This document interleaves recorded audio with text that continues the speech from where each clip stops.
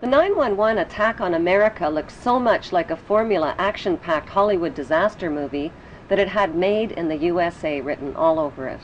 The only difference is it used real props and real people. It had terrorist villains, American firefighter heroes, fireball explosions, collapsing buildings, pedestrians chased by dust clouds, and it even had a God Bless America music score.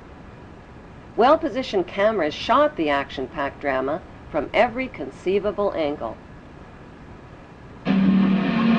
Just the picture of the helicopter landing and the president walking in, and then the 19 hijackers have been Saudi nationals. So in the terrible... He said that he didn't believe that Osama bin Laden... No one has blamed or accused him formally. That how many people worked in the building. The city is confirming that some 265 firefighters are believed. None of us will ever forget this day. People who knock these buildings down will hear all of it soon. Says America Remembers, Sunday, 85th. The timing, the title, and the eerie advertisement for Harvey Weinstein's Lord of the Rings movie called The Two Towers was a prophetic and disturbing coincidence. Profits from the Two Towers movie were small change compared to the 9/11 reality disaster movie, which has become the world's top-grossing production of all time. The only thing missing are the 9/11 producer, writer, and director credits. But it doesn't take an Enron accountant to figure out who's cashing in. During the first week, the 9/11 producers made a spectacular fortune just on the stock market alone. How? By knowing in advance that the stocks in airline and insurance companies associated with the 9/11 crash would fall in value. Using that inside information, they made negative bets on the stock market called put options. Put options are bets that a certain stock will fall in value by a certain date. It's big risk gambling, unless you've got inside information that can turn your bet into a sure thing, but that's illegal if you get caught at it. Put option bets on the decline in 9/11 related airline and insurance stocks skyrocketed by a whopping 600% just before 9/11, which means that somebody knew about the attacks before they happened. Who exactly were those somebodies? Merrill Lynch and HSBC, Morgan Stanley Dean Witter, the Bank of America, weapons manufacturer Raytheon, the Lehman Brothers, General Motors, Swiss Re, Munich Re, and AXA Re Insurance Company, which owns 25% of American Airlines. These insiders bought put options through Deutsche Bank. Most demanding clients trust Deutsche Bank to perform. Deutsche Bank, a passion. Buzzy Krongard, the former executive director of the CIA, just happened to be the manager of Deutsche Bank. And so the profiteers from 9/11 were not Osama bin Laden or his band of U.S.-trained Arabs. They were blue-chip Israeli, U.S., and British businessmen. Within the first week, the 9/11 producers sucked up $40 billion in box office profits from U.S. taxpayers who were hypnotized, terrorized, and traumatized by the infinite reruns. Think of it as a conspiracy theory true or false test. A. When George W. Bush started his first oil company, who helped fund it? Osama bin Laden's brother and brother-in-law. True or false? B. After a terrorist bomb at a barracks in Saudi Arabia killed 19 Americans, who got the multi-million-dollar contract to rebuild? The bin Ladens. True or false? C. On the morning of September 11, 2001, who was in a meeting at the Ritz-Carlton Hotel in Washington? George Bush Sr. and Osama bin Laden's brother. True or false? Actually, the answer could be D, all of the above.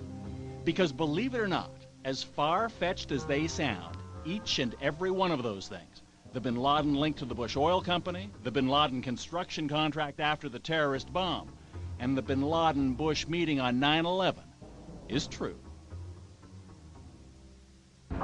Many of the facts surrounding the events of 9/11 point to a cover-up, like the fact that the Bush administration ignored all of the advance warnings of the 9/11 attacks. Warnings from FBI agents like Colleen Rowley and from the famous Phoenix memo were not only ignored, they were suppressed.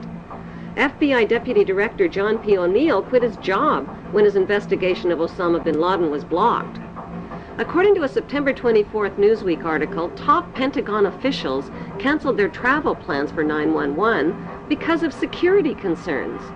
While the American public were sitting ducks, all of America's political, military, and corporate VIPs were kept out of harm's way. 2 Muslims accused of the 911 hijackings took their flight training at Rudy Decker's Huffman Aviation School in Florida.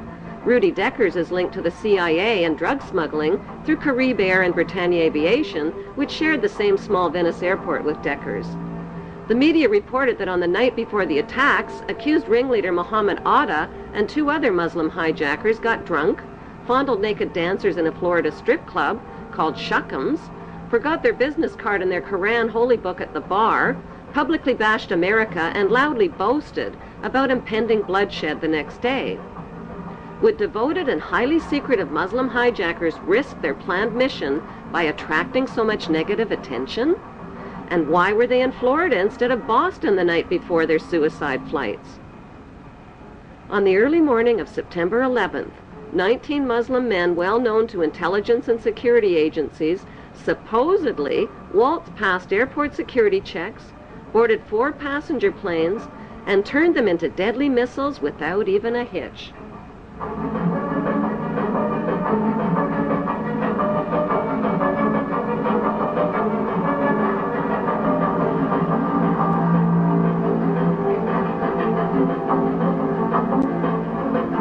By 8:13 a.m., flight controllers temporarily lost radar contact with American Airlines Flight 11 and reported a suspected hijacking.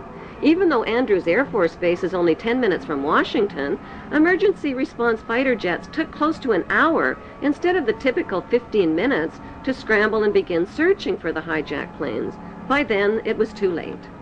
President Bush already knew about the first Flight 11, which occurred at 8:46 a.m., when he sat down to chat with school kids at Booker Elementary School. It wasn't until 9:05 a.m. that he was notified that a second plane, Flight 175, had also crashed into the World Trade Center and that America was under attack. Instead of being whisked to safety in this national emergency, Bush nodded and continued chatting with the kids for another 20 minutes about a pet goat, while American citizens were burning alive and leaping to their death from the smoking towers. Wailing against the wind as they fell, almost as if they had second thoughts. It was absolutely horrifying.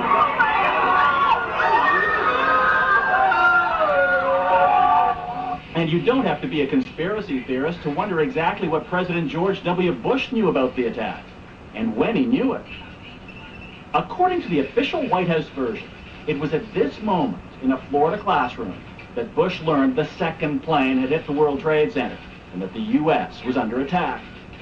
But here's what George Bush himself said almost 3 months later when asked about September 11th. I was sitting outside the classroom waiting to go in, and I saw an airplane hit the tower of a TV. You know, the TV was obviously on, and I used to fly myself, and I said, well, there's one terrible pilot. And I said it must have been a horrible accident. But I was whisked off there. I didn't have much time to think about it. Now, wait a minute. George Bush was told about the second plane while he was inside the classroom. So you just heard him describe seeing the first plane crash on television that day. But that's impossible. No one saw the first plane crash on TV on September the 11th because the videotape of it didn't surface until the next day. At 9:55 a.m., President George W. Bush took off in Air Force One with no escort or protection from fighter jets and circled around for the next hour. Why was the president's plane airborne and unescorted for an entire hour while hijacked planes were roaming the skies? The inexperienced hijacker pilots who took only a simulated flying course reportedly flew the third hijacked plane, Flight 77, into a Top Gun 270-degree turn, bypassed the offices of the Joint Chiefs of Staff, and crashed into an insignificant part of the Pentagon that was under renovation. Emergency response Air Force fighter jets were finally airborne when a fourth hijacked plane, Flight 93, crashed into a field in Pennsylvania at 10:06 a.m. The media reported that passengers overpowered the hijackers, but nearby residents saw U.S. fighter jets overhead and gave eyewitness reports of debris falling from the sky. That debris was found 8 miles away, indicating that the plane had been shot down.